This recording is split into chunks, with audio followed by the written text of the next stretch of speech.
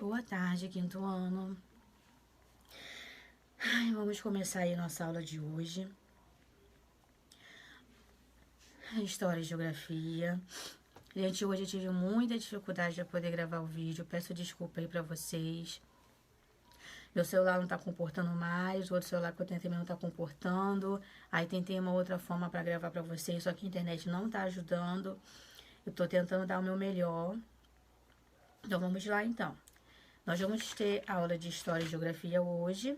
Vamos para o capítulo 2 de História, que vai falar sobre cidades, serviços públicos e desigualdade social. Na semana passada, nós falamos um pouco sobre o serviço público, público e privado. O público são aqueles serviços oferecidos pelos governantes, que a manutenção é feita com o dinheiro dos impostos que nós pagamos, e é um serviço que todos nós temos acesso, ou seja, que nós temos acesso e que devem ser de qualidade. Então, hoje nós vamos falar um pouco sobre esses serviços e quando eles não são de qualidade, o que eles podem acarretar como a desigualdade social. Na página 116 aqui, nós vamos começar com a primeira tirinha, que é do Calvin do Harold, muito conhecida, que diz assim: ele está lendo o jornal e começa a conversar. É difícil acreditar que ainda tem gente no mundo que morre de fome. E isso acontece até em países desenvolvidos como o nosso. Existem pessoas que nunca conseguem matar sua fome. Aí o Haroldo fala: rapaz, eu sei o que é isso, com a mão na barriga. Ele fala: não sabe não. O que está acontecendo aqui, gente? Aqui, quando ele está dizendo que tem gente que não consegue matar sua fome, não é aquele dia que você almoça e continua com fome, ou você faz o lanche da tarde e fala: ai, não consegui matar minha fome. Não é nesse sentido. É no sentido daquela pessoa que se alimenta, continua com fome e não sabe quando vai conseguir matar essa fome, ou seja, ela não sabe quando ela vai ter de novo um alimento para conseguir se alimentar. Então, por isso que fala que tem gente que morre de fome, porque ela se alimenta, por exemplo, digamos que ela tenha tomado café da manhã, mas ela não sabe agora quando ela terá de novo um alimento para poder estar sanando essa fome. Vocês vão responder as questões 1, 2 e 3. Um diz assim: Calvin e Harold estão conversando sobre um problema que muitas pessoas enfrentam no mundo todo. Que problema é esse? Número 2. Por que Calvin fica bravo com Haroldo no último quadro? E número 3. Você acredita que a má qualidade de serviços públicos ajuda a agravar a fome e outras situações resultantes da pobreza? Vamos só relembrar aqui os serviços públicos: saúde, educação, saneamento básico, coleta de lixo, iluminação. Então, esses são alguns dos serviços públicos que nós vimos na semana passada. A número 4 não precisa. Aqui nós vamos falar de buscar novas condições de vida. Muitas vezes, as pessoas que deixam seus países estão fugindo da falta de recursos básicos, inclusive da dificuldade de obtenção de alimentos. Elas acreditam que podem conseguir melhores condições de trabalho, mais acesso a serviços de qualidade em outros países. Esses são os imigrantes. Então, os imigrantes são aquelas pessoas que deixaram seus países e foram para outros países em busca de melhores condições de vida, melhores condições no trabalho. Isso não pode ser confundido, que nós vamos ver aqui do lado, com os refugiados. Vamos ler o que são os refugiados. São pessoas que vivem em situações extremas, como perseguições políticas ou religiosas e guerras com intensa escassez de serviços públicos, como acesso à eletricidade, à água e ao saneamento, e decidem sair de sua terra natal em busca de condições dignas de sobrevivência em outro país. É diferente dos imigrantes porque os imigrantes, eles não estão sofrendo perseguições, os imigrantes não estão aqui com seus países em guerra, então eles têm em seus países os serviços, porém eles querem melhorar a sua vida, querem melhorar a sua situação e vão para outros países. Os refugiados, eles estão em um país em que eles estão em guerras, em que eles estão sofrendo perseguições ou por conta da religião ou por conta do seu partido político, então eles tem quase nada de acesso a serviços públicos como eletricidade, como saneamento básico, como a água, e por isso eles saem de seus países e vão para outros em busca de uma condição mais digna, em busca para que eles consigam sobreviver. Então, não é a mesma coisa. Na página 117, as cidades e a desigualdade. Nas últimas décadas do século XIX, algumas cidades como São Paulo e Rio de Janeiro já dispunham de mais serviços públicos como água encanada, transporte e rede de iluminação, mas eram exceção quando comparadas ao resto do país. Então, lá atrás ainda, no século XIX, Rio de Janeiro e São Paulo eram uma das cidades que já tinham acesso a isso. Água encanada, transporte e outros lugares do país não tinham. Essa diferença se deu pela relevância desses lugares. Por quê? O Rio de Janeiro era a capital do Brasil na época e São Paulo era a província. Província era o quê? Cada uma das subdivisões do país era chamada de província. Hoje nós chamamos de estados. E São Paulo era a província com polo, que era o polo econômico devido à produção do café. Como ele produzia o café, ele era uma cidade relevante, uma cidade importante, uma província. Enquanto isso, a maior parte do país ainda tinha um precário sistema de serviço oferecido à população. O que é precário? Fraco, insuficiente. Então, o resto do país tinha um serviço público insuficiente, não conseguia atingir toda a população. Mesmo nessas cidades, a desigualdade social era cada vez mais marcante em nosso país. Havia uma diferença grande entre as condições de vida dos mais pobres e dos mais ricos. Mesmo nessas cidades em que já havia um serviço público melhor do que nos outros lugares, nessas cidades havia uma diferença para quem era pobre e para quem era rico. A modernização e o oferecimento de variados serviços trouxeram mais benefícios para os mais ricos. Contudo, muitas pessoas pobres viviam em cortiços, casarões com péssimas condições de higiene, sem saneamento e que abrigavam muita gente ou até mesmo nas ruas. Então, o que acontece? Aquelas pessoas mais pobres, elas muitas vezes iam morar em cortiços, que eram grandes casarões, onde muitas pessoas moravam ali, abrigavam muita gente, ou até mesmo moravam nas ruas, mas não tinham acesso a esses serviços públicos como água encanada, saneamento básico. Muitos imigrantes que iam para as zonas urbanas tornavam-se operários e viviam em condições precárias. O crescimento desordenado das cidades agravava a situação, pois em vários dos novos espaços habitados não havia serviços públicos. Assim, a falta de planejamento para receber novos moradores aumentava as diferenças de moradia e de acesso a benefícios entre pobres e ricos. Então, quem era rico tinha mais acesso aos serviços públicos do que quem era pobre. Na página 118, vai falar que da mesma forma que cidades brasileiras passam por reformas e melhorias, ao longo do século XIX, o continente europeu encontrava-se em plena fase de inovações.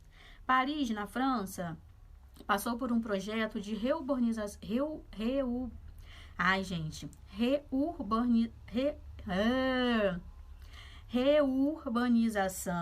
na década de 1870 e foi um dos modelos para a modernização das cidades de São Paulo e Rio de Janeiro.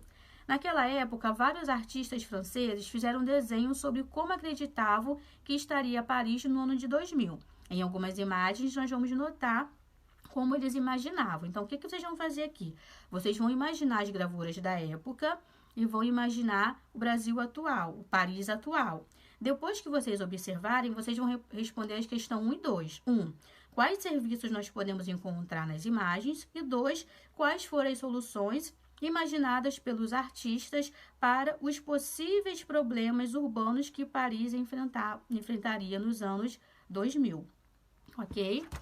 Na página 119, vocês vão imaginar que vocês são artistas e vão imaginar alguns serviços que a nossa cidade oferece, como coleta de lixo ou sistema de transportes, e desenhar como que vocês acham que eles serão feitos daqui a 100 anos. Então, como esses serviços de transporte, de coleta de lixo, como que eles serão daqui a 100 anos mais ou menos, ok?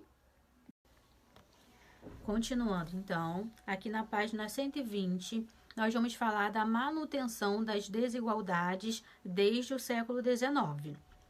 Diz assim: quando pensamos no Brasil, desde o século XIX até hoje, constatamos que houve um aumento da oferta de serviços importantes para o bem-estar da população. No entanto, a desigualdade social ainda é bastante presente. Desde aquela época, ficaram evidentes os espaços que recebiam mais atenção dos governantes nas grandes cidades. Muitos bairros e ruas onde viviam as pessoas mais pobres não possuíam rede de esgoto, calçadas, tratamento de água e uma coleta de lixo eficiente. Então, naquela época, o que acontecia? Os bairros, os lugares onde as pessoas mais ricas moravam é que recebiam esses serviços públicos com uma qualidade melhor. Em alguns bairros onde as pessoas mais pobres moravam, não tinha calçada, não tinha uma rede de esgoto, não tinha uma coleta de lixo eficiente. Hoje em dia, bairros periféricos ainda sofrem com a precariedade de serviços públicos de qualidade e que sejam suficientes para essa parcela da população que mais depende deles. Isso contribui para que muitas pessoas que vivem nesses locais enfrentem mais condições de vida. Desigualdade social aqui no Saiba Mais. A desigualdade social existe há muito tempo e desde a época em que as pessoas começaram a construir civilizações. Na capital do Império Romano, um dos maiores da história, já havia diferenciação entre os locais que os ricos habitavam, casas grandes e luxuosas, e os que os pobres viviam, prédios menores que serviam de moradia para várias pessoas. No entanto, também o governo já utilizava algumas políticas públicas para auxiliar os mais necessitados, como pagar parte do trigo que era consumido por milhares de habitantes na Roma. Então, na Roma, o que eles faziam era o quê? Pagar parte do trigo, um cereal que era muito utilizado por eles. Vamos agora aqui para a página 121. Como resolver esse problema? Então, nós sabemos da desigualdade social. Agora vamos falar um pouco sobre como pode ser feito, o que pode ser feito para resolver esse problema. Mesmo em países mais desenvolvidos que o Brasil, no entanto, é possível amenizar a situação e garantir às pessoas um mínimo de bem-estar. O que você acha necessário para isso acontecer? Quem pode ou deve fazer algo? Como? Pensem aí um pouquinho. Primeiramente, cabe aos governantes a adoção de medidas que melhorem esse cenário. Então, primeiramente, cabe aí aos governantes. Melhorar o transporte público das regiões periféricas, oferecer escolas com ensino de qualidade e facilitar o acesso a medicamentos são exemplos dessas medidas que devem ser tomadas aí pelos governantes. Hoje em dia, como você já estudou, existem espaços como ONGs. Lembra quando nós falamos das ONGs?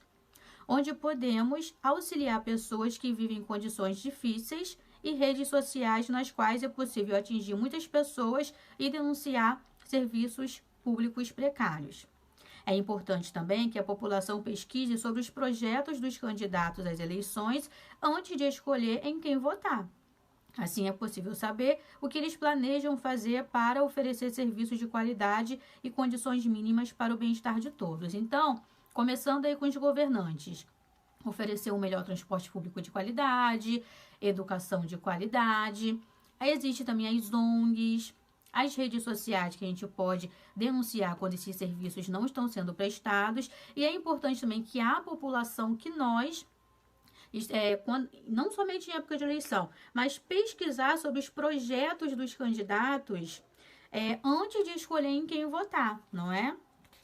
Vamos para a página 122 agora. Quando todos ajudam. A reportagem a seguir mostra alguns habitantes da cidade de Nova York, como eles conseguiram propor e colocar em prática um projeto de aprimoramento de um espaço público. Agora pode ser um local utilizado por todos. Então, aqui está dizendo que o que eles fizeram? Ó, em 1999, a Prefeitura de Nova York propôs a demolição de uma antiga ferrovia elevada de 2,6 quilômetros, construída nos anos 1930, sem uso desde 1980, conhecido como High Line. A área estava abandonada e degradada. Porém, 2 jovens nova-iorquinos, sem experiência em planejamento urbano ou arquitetura, se interessaram por transformar essa área em um parque urbano. Ainda no ano de 1999, fundaram então o Friends of the High Line, que lutou pela preservação da antiga linha de trem e pela sua transformação. Em 2009, a High Line foi transformada em um parque público de 2,3 quilômetros, construído sobre essa ferrovia suspensa e desativada.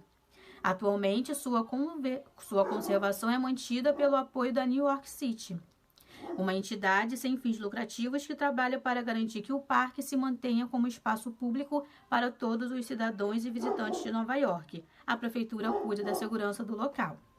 Aí que nós vamos ver, vocês vão ver a imagem de como era e de como ficou. Na cidade de São Paulo, um grupo de pessoas tem agido para melhorar o Largo da Batata e passou a se organizar para transformar o ambiente em um lugar mais amigável e confortável para as pessoas. Um site foi criado para agendar atividades culturais a serem desenvolvidas no espaço e os moradores da região e os frequentadores do largo têm contribuído de diversas formas, como doações de bancos para o espaço, jardinagem e atividades culturais.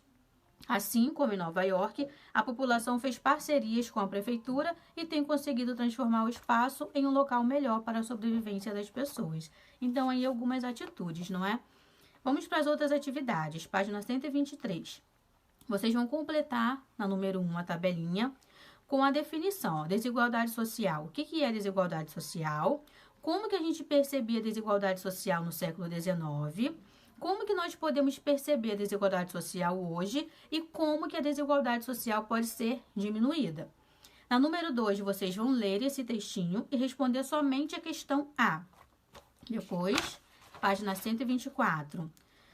A número 1 não é para fazer. Número 2, vocês vão completar a cruzadinha com as perguntinhas. Por exemplo, letra A. Qual era a capital do Brasil no século XIX? Letra B. São cobrados pelo governo para investir em serviços. O que é cobrado pelo governo para investir em serviços?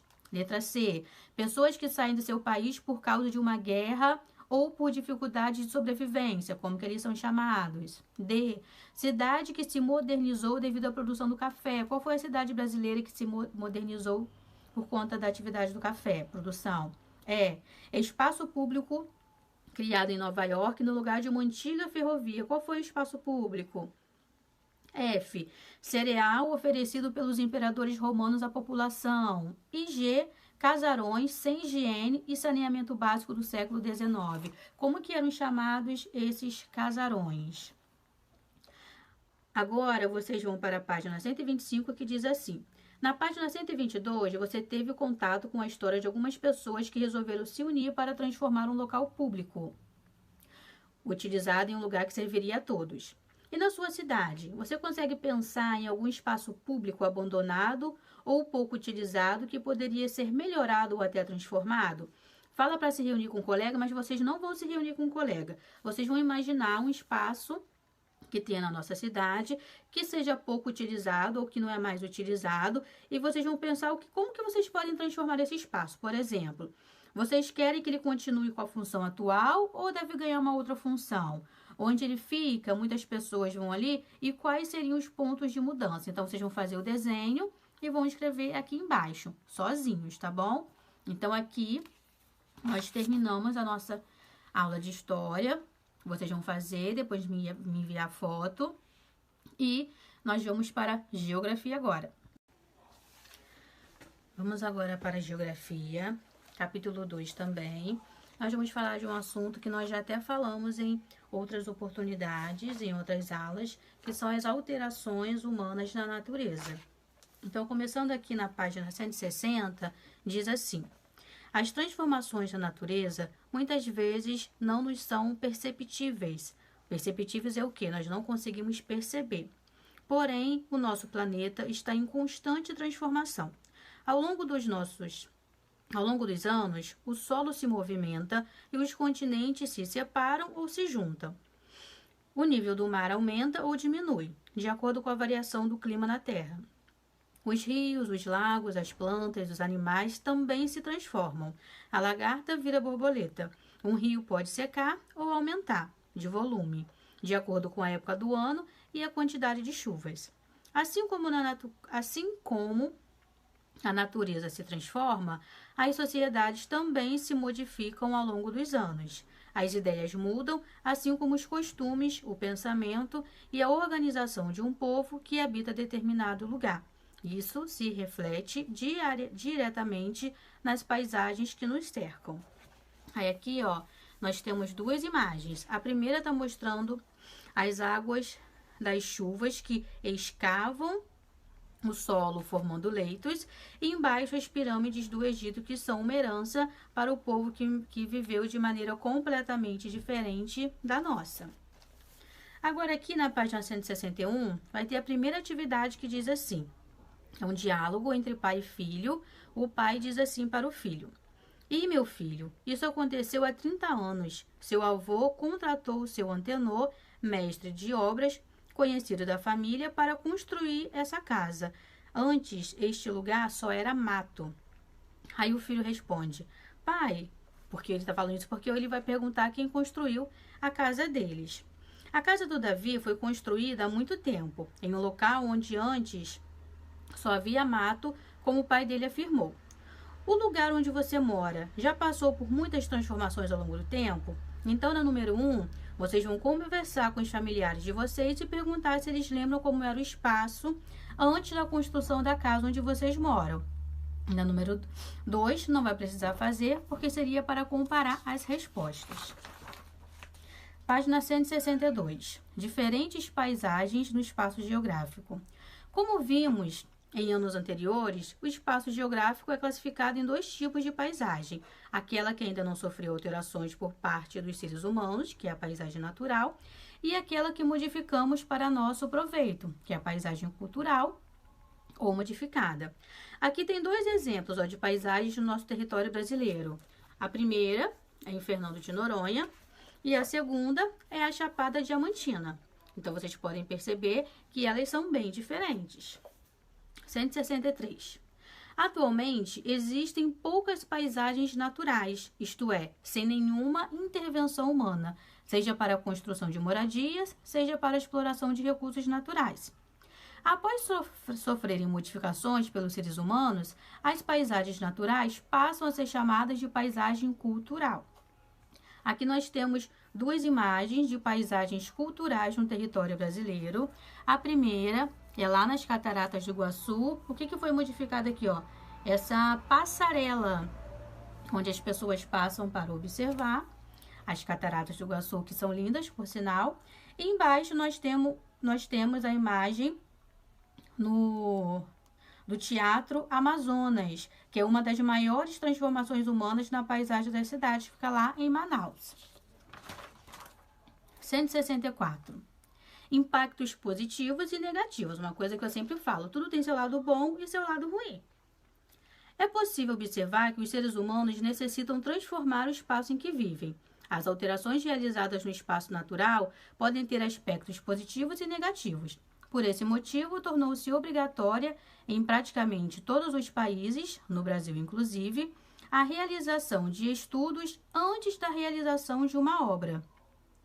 Ou seja, de um edifício, de uma ponte, de um shopping, de uma usina hidrelétrica, de uma fábrica, entre outros tipos de construção. Então, é preciso que se faça aí uma pesquisa antes, um estudo antes dessa realização dessa obra. Para quê? De suas possíveis consequências, tanto para o meio ambiente, quanto para as populações que vivem neste local a ser transformado. Então, essa pesquisa é feita para saber quais são os impactos que ela pode causar no ambiente e para a população. Infelizmente, os seres humanos continuam modificando determinados espaços de forma apressada e sem planejamento. Em muitos desses casos, os danos causados à natureza são irreparáveis. Quanto mais a população cresce, mais espaço é necessário para seu desenvolvimento. É preciso, porém, estudar quais áreas podem ser utilizadas para expansão e qual a melhor forma de se fazer isso. Aqui, ó, nós vamos ter uma imagem que é a ponte da cidade de São Paulo, que foi construída sobre o rio Pinheiros, com o objetivo de melhorar, no caso, essa paisagem, essa construção, foi para melhorar o fluxo de trânsito na área. Além disso, tornou-se um marco arquitetônico da cidade. Ao contrário do que muitos pensam, certas intervenções na paisagem são positivas. Então, aqui está um exemplo de uma intervenção positiva. Lixo urbano, 165. Os problemas ambientais são, em geral, mais intensos nas grandes cidades do que nas pequenas ou no meio rural. Um desses problemas é a poluição causada, muitas vezes, pelo resíduo urbano, responsável por vários prejuízos ambientais. Então, vimos que aqui nós temos uma modificação que teve seu lado positivo. Aqui nós estamos vendo um negativo, que é a questão dos resíduos, a questão do lixo. Muitos desses problemas, infelizmente, já são antigos. E além de causarem a degradação do meio ambiente, do meio em que vivemos, podem se mesclar com problemas sociais. Por exemplo, muitas pessoas pobres vão até os lixões para garimpar sua sobrevivência. Então, nós vimos uma parte boa e uma parte ruim. Então, aqui tem uma imagem do lixão, ó. O que vocês vão fazer? Vocês vão responder número 1. A rua onde você mora é limpa com frequência e os resíduos são sempre recolhidos? E 2. Qual a importância da limpeza das ruas para a saúde pública? 3. Não precisa fazer. 170. Vamos falar aqui sobre a diferença de lixo e de resíduo. Será que tudo aquilo que rejeitamos depois de usarmos é lixo? Não. Quase tudo que descartamos é resíduo, que pode ser reaproveitado se separado adequadamente. Isso vale também para o material orgânico. Chamamos de lixo apenas aquilo que não podemos reaproveitar ou utilizar. Normalmente, lixões e aterros sanitários se localizam na periferia e recebem os resíduos das cidades. A decomposição desses resíduos, principalmente sua parte orgânica, produz um composto venenoso e mal cheiroso chamado de chorume, que polui solos e as águas. Além de atrair ratos e insetos, o chorume afeta a saúde da população vizinha dos lixões, geralmente de baixa renda. O plástico é o grande vilão dos resíduos humanos no século XXI. Uma garrafa de plástico leva mais de 100 anos para se degradar. Muitos sacos plásticos demoram de 30 a 40 anos. Então, gente, lixo é aquilo que a gente... Vamos voltar aqui, ó. Lixo é aquilo que não serve mais. Então, tudo que pode ser reaproveitado é resíduo, não é lixo. 167. Geralmente, ó, locais onde ficam esses resíduos são os lixões, não é? 167. Para cada camada de lixo recebida e compactado, o solo recebe uma camada de terra abaixo da camada de lixo. São instalados dutos que escoam o chorume para uma lagoa de tratamento por meio de outros dutos e gases. São liberados para a atmosfera e, em contato com o ar, entram em combustão. Atualmente, no município de São Paulo, essa queima é utilizada para gerar energia elétrica. Página 168. Outro problema: poluição das águas. A água é um elemento essencial para os seres vivos. Ela está disponível na natureza e é amplamente utilizada pelos seres humanos para fazer higiene, beber e preparar alimentos, entre outras funções. Muitas vezes, porém, vemos rios, por exemplo, transformados em verdadeiros depósitos de resíduos das populações que habitam suas margens. Então, o que acontece? O lixo que nós, não o lixo, mas os resíduos que nós deixamos, muitas vezes vão fazer o quê? Vão poluir os rios, que é a água que nós usamos na nossa alimentação, para preparar alimento, para beber, para a nossa higiene. Então, isso acaba prejudicando a nossa saúde. Outro problema, então, enfrentado é a poluição do ar, que vai falar um pouco aqui na 169, que diz assim: a prática ainda comum das queimadas provoca a poluição do ar e a degradação do meio ambiente. A fumaça eliminada por indústrias, carvoarias e queimadas, além de poluir o ar, pode provocar doenças respiratórias nos seres humanos, além de afetar plantas, corpos d'água e animais. Então, outro problema por conta das transformações no meio ambiente. Outro problema é a erosão e desertificação, que está aqui na página 170, que diz assim: o desgaste do solo pela ação da água, do vento e do gelo, processo natural denominado erosão, pode intensificar em decorrência da má utilização dos recursos naturais. Então, a erosão não é provocada pela ação do homem, é um desgaste natural ocasionado pela ação da água, do vento. Sem a camada superior do terreno, as plantas não se desenvolvem e outras porções do solo ficam vulneráveis a chuvas pesadas. Outro fator que causa danos ao solo é desertificação, que é o quê? Processo de transformação de áreas férteis em desertos, por meio do qual ocorre a perda completa da camada fértil do solo. Aqui vocês vão ver, ó, na página 171, vocês vão ler, porque está falando aqui, ó, que o Brasil tem a maior e mais extensa rede hidrográfica do mundo. Chamamos de rede hidrográfica todo o conjunto de rios, riachos, córregos, lagos, águas subterrâneas de um espaço geográfico. Apesar disso, temos muitos problemas relacionados à poluição das águas de nosso país. Então, vocês agora têm que observar aqui atentamente esse esqueminha para vocês responderem aqui na página 172. O esquema da água, o esquema da página anterior mostra o mau uso da água em diversas situações. Então, aqui tem várias situações mostrando o mau uso da água, ou seja, usar a água de forma incorreta, de forma indevida. Então, vocês vão observar esse mau uso da água para completar aqui. Então, por exemplo, a causa, ó, vazamento e antigas tubulações. Qual é a consequência? Qual é a dica que eu dou para vocês? Olhem o desenho, o símbolo, e vem aqui procurar esse símbolo que vocês vão ver qual é a consequência. Então, ó, vazamento das antigas tubulações. Qual é a consequência disso? Esgoto sem tratamento despejado. O que causa? Qual é a consequência? Ocupação desordenada. Qual é a consequência? E desmatamento, o que pode ocasionar? Na 173, vocês vão completar com aspectos positivos e negativos da transformação das paisagens. Então, por que é bom ou por que é ruim? Lembra que a gente falou que tem o lado bom e o lado ruim?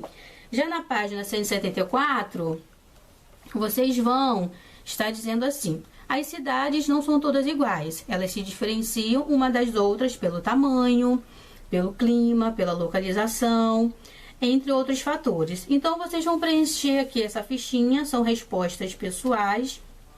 Por exemplo, a nossa cidade, onde você mora, se tem área de relevo montanhoso, se a área é plana. Então, letra B, sobre o clima onde você mora, vai marcar sim ou não? Letra C, sobre a vegetação, vai marcar sim ou não? Letra D, sobre os problemas mais comuns do lugar onde a gente mora. Por exemplo, tem poluição do ar. Se tiver, faz um X. Lixo a céu aberto. Se tiver, faz um X. Falta de coleta de resíduos. Se tiver, faz um X. E número 2, vocês vão escolher um dos problemas, que são vários problemas, né? Vocês vão escolher um dos problemas e escrever o que poderia ser feito para solucionar esse problema. Número 3. A ilha de Superagui, no Paraná, compõe desde 1991 a reserva da biosfera Serra da Graciosa. E em 1998 foi intitulada pela Unesco como Sítio de Patrimônio Natural da Humanidade. Apesar disso, como podemos ver na foto, ela não está livre de ações consideradas erradas. Observe a foto e escreva o que ela representa. Então, de acordo com essa foto aqui, o que está representando? 4. E última.